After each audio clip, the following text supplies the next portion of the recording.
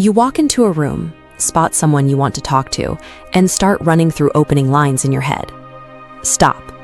Before you've even reached her, her biology has finished a complete assessment of your status and your confidence. Men tend to obsess over the exact right words to say, but her brain operates on a different frequency, relying on a rapid, subconscious scan of your physical, nonverbal data.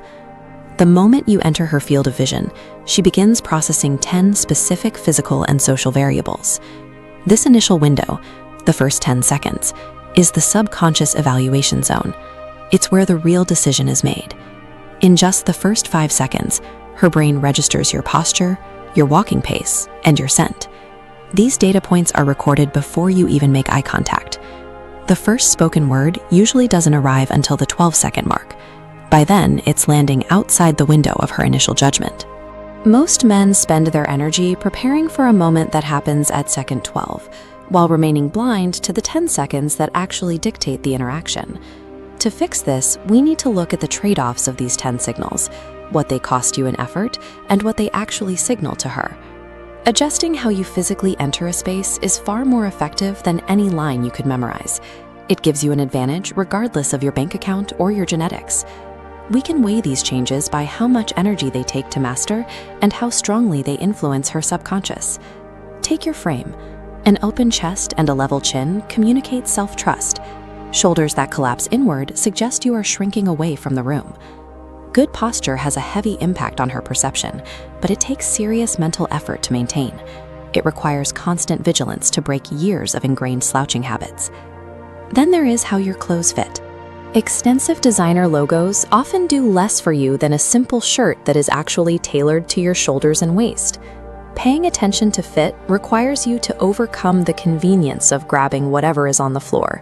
It's a moderate effort that yields a massive change in how you're perceived.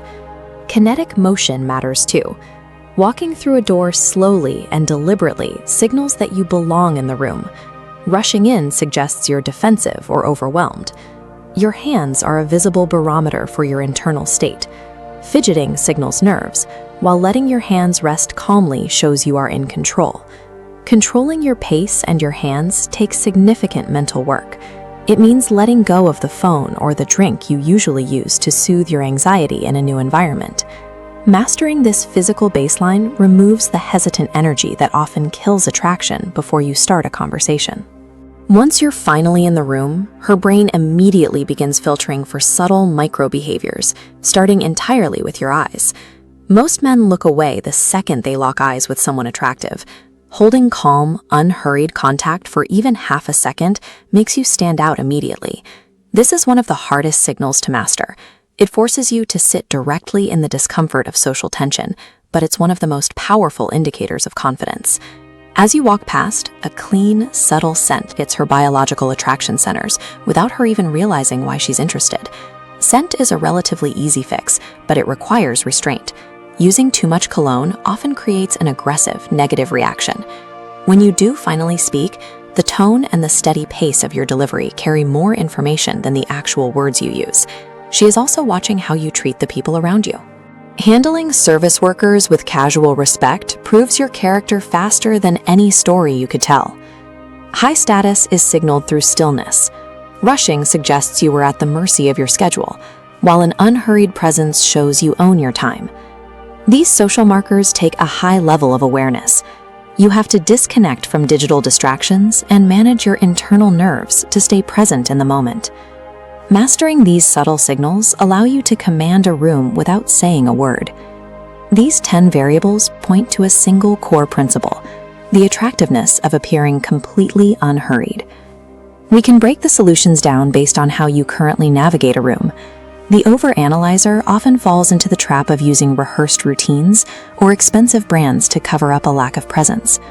The solution is to redirect that energy. Stop practicing what to say and start focusing on how your clothes fit and how you stand. The unaware individual often prioritizes convenience, rushing, slouching, or wearing whatever is nearby. That convenience usually broadcasts low self-worth.